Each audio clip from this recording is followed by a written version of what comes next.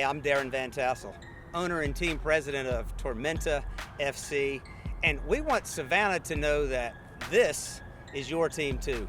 We'll be down in Savannah in early December making a big announcement. I'll be alongside with our general manager, Ben Frakely, to announce the head coach. We've also got an entire front office staff to announce, a little over 20 folks. And when we hit the stage, we're going to want everybody to know that as we get ready to prepare for the inaugural season here in 2016, Savannah, we need you here with us at all our home games.